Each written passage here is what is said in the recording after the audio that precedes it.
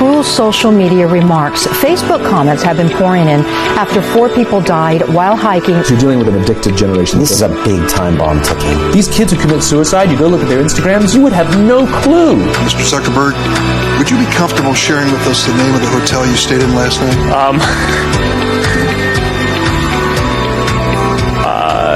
No. People who spend more time on Facebook suffer higher rates of depression than people who spend less time on Facebook. It'll destroy relationships, it'll cost time, and it'll cost money, and it'll make your life worse. To be human means that you are persuadable in every single moment. It doesn't matter what language you speak, it doesn't matter how intelligent you are.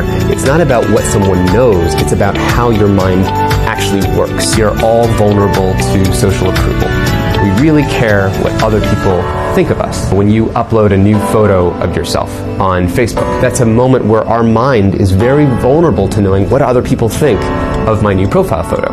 And so when we get new likes on our profile photo, Facebook, knowing this, could actually message me and say, oh, you have new likes on your profile photo. It knows that we'll be vulnerable to that moment because we all really care about when we're tagged in a photo or when we have a new profile photo. I mean, I think we can all feel it, and it's as if we've been infected. It's as if they've drilled a hole in the back of our head, and now they've injected the virus, and now we walk around searching for feedback using social media. We know that engagement with social media and our cell phones releases a chemical called dopamine. Dopamine is the exact same chemical that makes us feel good when we smoke, when we drink, and when we gamble.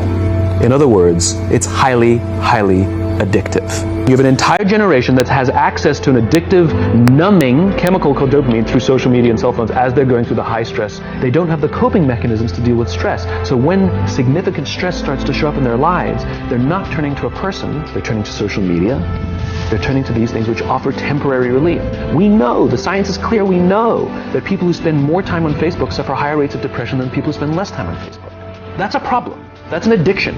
If you're sitting in a meeting with people you're supposed to be listening to and speaking, and you put your phone on the table, you're just not that important to me, right? So you have an addicted generation that doesn't have the skill set to ask for help. Combined with the fact that they're so good at Facebook and Instagram, they're good at putting filters on everything.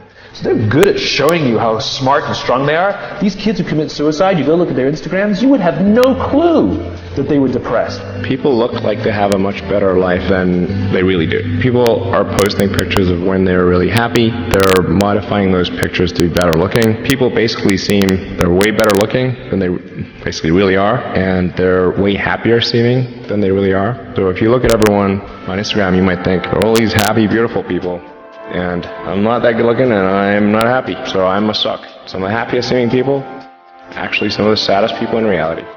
And they know that this causes depression.